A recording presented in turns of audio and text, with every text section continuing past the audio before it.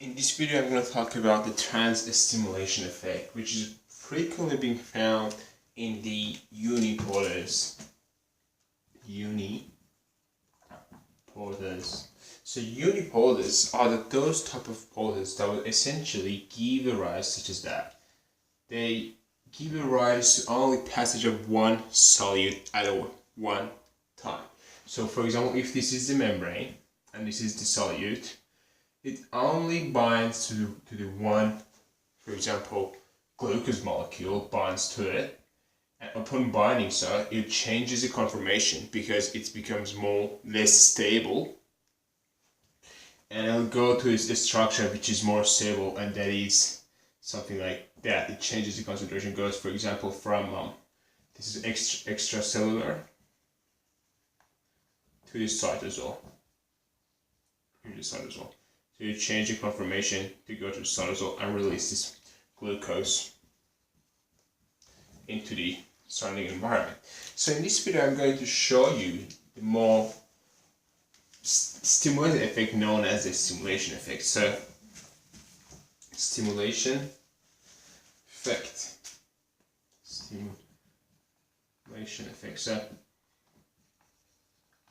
So this was first discovered, I think it was 1986. The experiment conducted was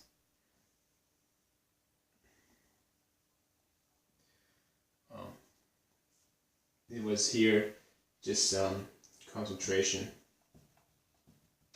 of glucose extracellular, and this is rate of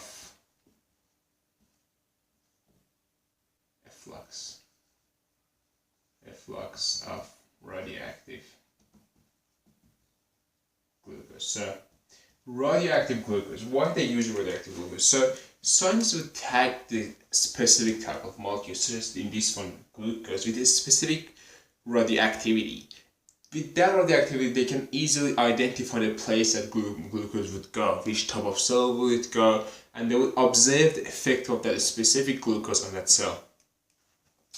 In this case, they observed two types of things.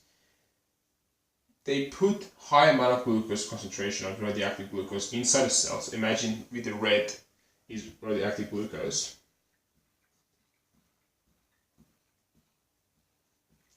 And it came out that this specific cell had the GLUT1, which is a glucose transporter 1 uniporter.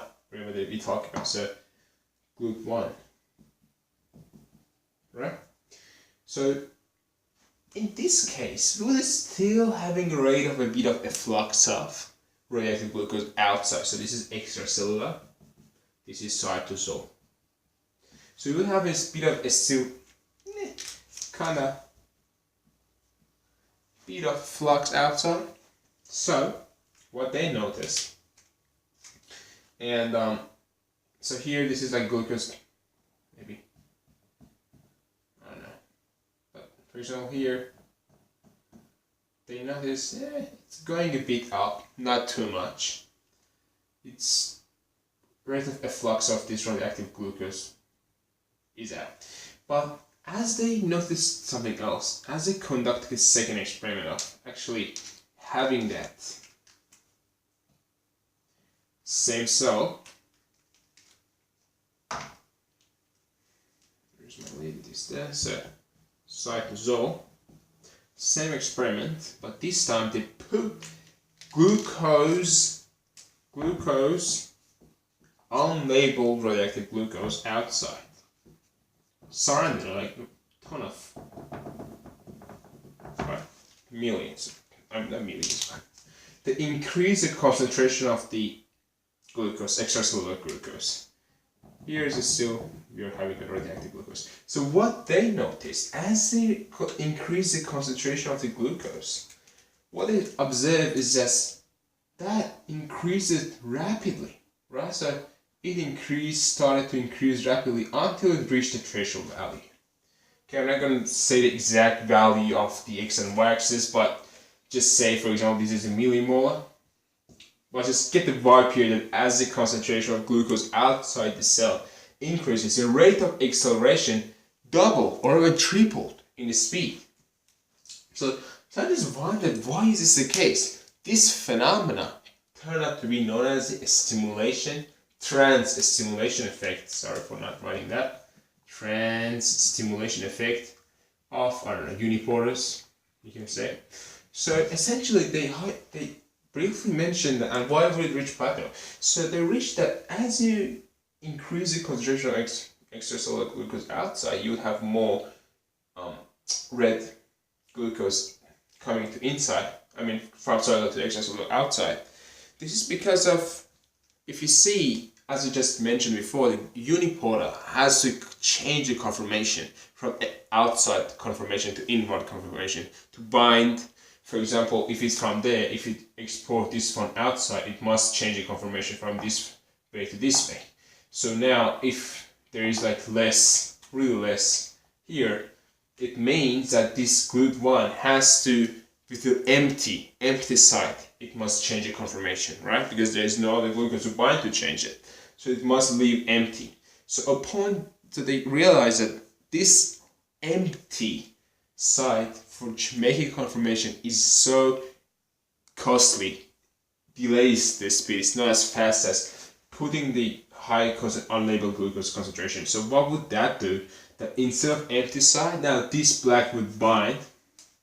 So this would bind. Imagine this is that, and this is a GLUT1. This is a GLUT1, right? This is the same one, and that one, and this is the black one. So upon doing so, and here there is nothing, right? Empty. But here there is this black glucose. So upon doing so, it will go faster. So whenever it exports out this outside, this red conformation, the conformation would easily, quickly bind another glucose and change it from outside to going to the inside.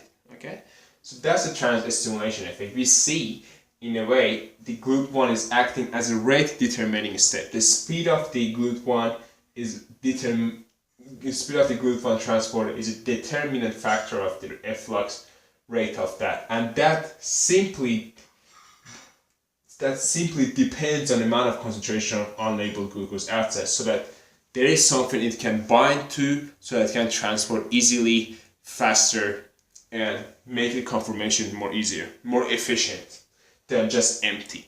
Okay, so it kind of makes sense if you think about it.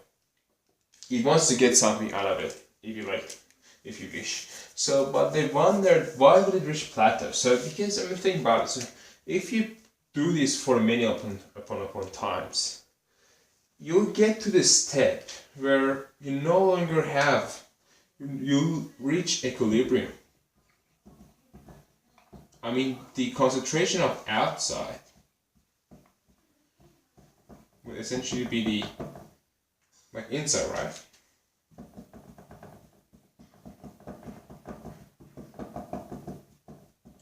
So you're essentially getting the similar concentration of unlabeled glucose inside and outside, and labeled glucose inside and outside. So that, in a way, would not really be a determinant factor of the efflux anymore, because you have the same concentration inside and outside. There is not much of dependence. So that, in a way, sums up the trans-stimulation effect. Quickly, we see the trans-stimulation effect depends on the conformation chain of the transporter. That's a rate determining step, and it solely depends on extracellular concentration of glucose for this example, so it can bind to it, make the conformation more easier, hence increasing the efflux of this glucose in compared to being empty space, delays in time, right? So it's much longer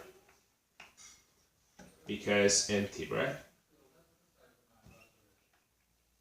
And this one is much shorter because having the glucose binded it. So thank you so much.